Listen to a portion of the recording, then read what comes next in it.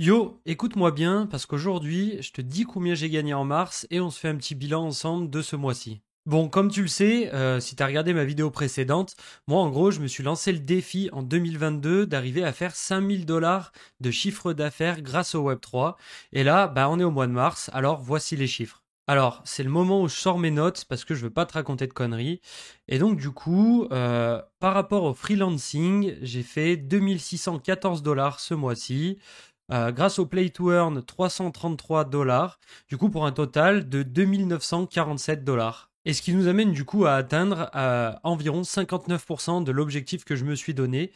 Du coup, on est au mois numéro 3, donc moi je trouve que c'est pas mal. Et j'avoue être assez content de la tournure que prennent les choses. Ok, maintenant que je t'ai donné les chiffres, parce que ça d'ailleurs bah, c'est un truc qui me tient à cœur, je me suis toujours juré d'être 100% transparent avec ce que je gagne, justement pour pouvoir inspirer et sortir un peu de ce bullshit des influenceurs classiques, on va dire, qui racontent plus ou moins n'importe quoi. Maintenant, je voulais prendre le temps dans cette vidéo de te détailler un petit peu en fait ce que je range dans freelancing, ce que je range dans play to earn et en fait bah, qu'est-ce que je fais en play to earn, qu'est-ce que je fais en freelancing exactement. On va commencer par la partie freelancing et en gros, j'ai deux activités. Une première qui est directement liée au Web3 parce que ce mois-ci, en fait, j'ai bossé comme community manager pour un projet de NFT. Et une autre partie qui est en fait ma source de revenus principale, enfin avant cette aventure Web3, où en fait je donne des cours de marketing entrepreneurial dans une business school spécialisée dans le jeu vidéo et qui s'appelle le Gaming Campus. Et encore une fois, sans bullshit et en totale transparence, je vais te donner les chiffres maintenant. Donc pour le projet NFT qui s'appelle Crypto Shrimps, en gros, je leur ai fait une prestation sur un mois où j'ai noté bah, pas mal de choses que j'allais leur faire.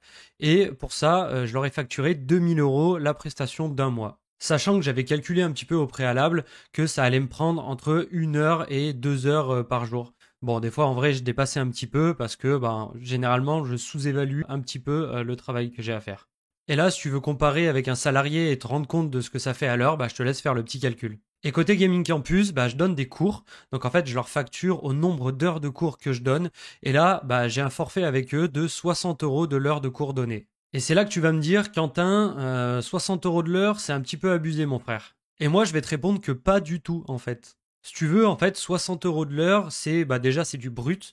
Donc en fait, va falloir enlever 22% que je vais reverser à l'URSSAF tous les 3 mois. Ensuite, comme c'est une activité freelance et que c'est pas une activité salariée, eh ben j'ai pas tous les avantages d'un salarié déjà. Et ensuite, bah, comme c'est du freelancing aussi, eh ben, en fait, il y a toute la partie recherche de nouveaux clients où là, bah, en fait, pendant que je recherche, je suis pas payé en fait. Donc, dans la réalité, un tarif horaire à 60 € de l'heure, eh ben, c'est pas si élevé.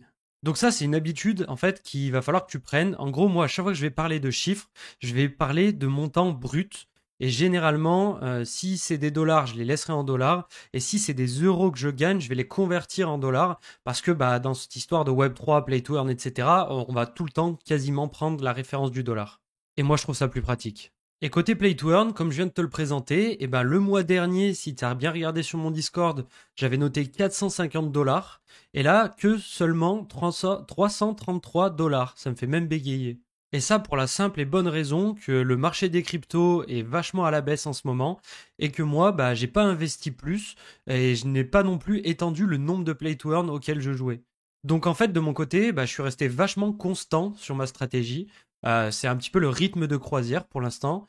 Et comme la crypto s'abaisse, bah du coup mes revenus baissent. Enfin, quand je dis revenus, je parle plutôt de la crypto, du coup convertie en dollars que je génère. Parce que pour l'instant, j'ai strictement rien sorti.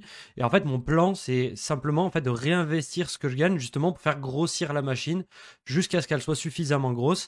Où là, bah, je pourrais prendre la décision justement bah, de retirer une partie de ces cryptos pour les convertir en euros et les mettre dans ma poche. Et côté Play to Earn, c'est vrai que du coup, j'en ai pas vraiment parlé. Si t'es sur mon Discord, le lien il est en dessous d'ailleurs, bah tu verrais qu'il y a deux catégories de Play to Earn que je joue. Enfin, en gros, deux jeux.